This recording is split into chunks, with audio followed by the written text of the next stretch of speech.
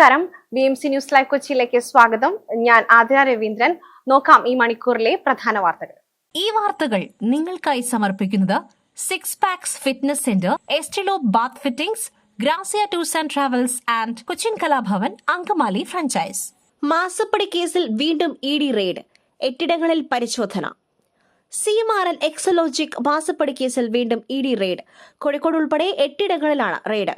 രണ്ടാം തവണയാണ് പരിശോധന.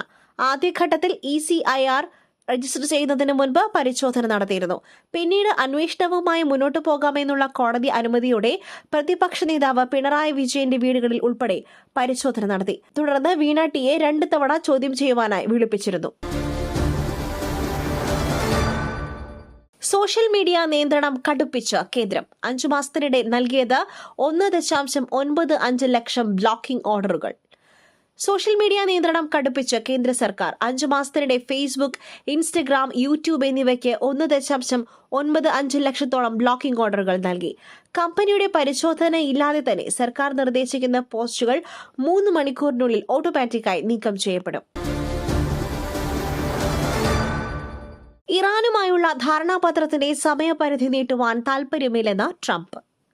ഇറാനുമായുള്ള ധാരണാപത്രത്തിന്റെ സമയപരിധി നീട്ടില്ലെന്ന് സൂചന നൽകി American president Donald Trump. Iran ചർച്ചകൾക്ക് തയ്യാറാണെന്നും എന്നാൽ അമേരിക്കയുടെ നിബന്ധനകൾ അംഗീകരിക്കുവാൻ തയ്യാറാവില്ലെന്നുമാണ് കരുതുന്നതെന്നും ട്രംപ് പറഞ്ഞു. അതിനിടെ ഒമാനെതിരെ ഭീഷണിയുമായി ട്രംപ് രംഗത്തെത്തി.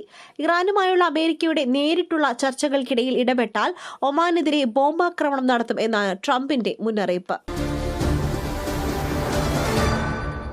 അഭിജിത്ത് ദീപ് AAP പ്രവർത്തകൻ.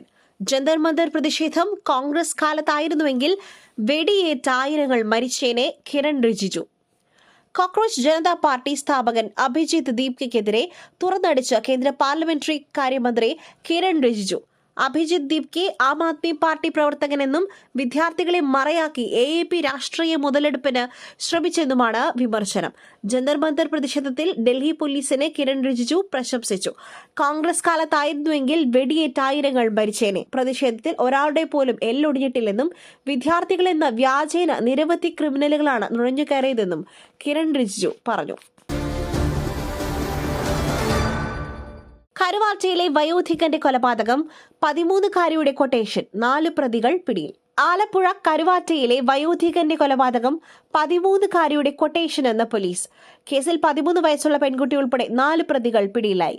കരുവാറ്റ സ്വദേശി ശിവൻകുട്ടിയെ കഴിഞ്ഞ ദിവസമാണ് വീട്ടിൽ മരിച്ച നിലയിൽ കണ്ടെത്തിയത്. കൊലപാതകം 13 വയസ്സുകാരിയെ വീഡിയോ കോളിൽ കാണിച്ചു. Premium and fastest moving products in Kerala. Estilo, a complete solution for your bath and kitchen fittings. ഝാർഖണ്ഡിലെ വിദ്യാർത്ഥി സമരം വിജയം. JSSCക്ക് വേണ്ടി നടത്തിയ എല്ലാ പരീക്ഷകളും റദ്ദാക്കി.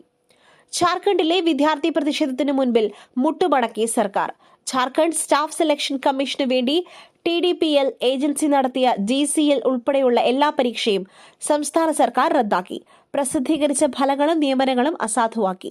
2014 മുതൽ നടത്തിയ എല്ലാ പരീക്ഷകളിലും CID അന്വേഷണം നടത്തും. തീരുമാനം മുഖ്യമന്ത്രി ഹേമന്ത് സോറനുമായി രാഹുൽ ഗാന്ധി സംസാരിച്ചതിന് പിന്നാലെ 3 ആഴ്ച നീണ്ട സമരം അവസാനിപ്പിച്ച് വിദ്യാർത്ഥികൾ ആഹ്ലാദ പ്രകടനം നടത്തി. മറ്റൊരു വാർത്തയുമായി കണ്ടുമുട്ടുന്നതുവരെ നന്ദി, നമസ്കാരം.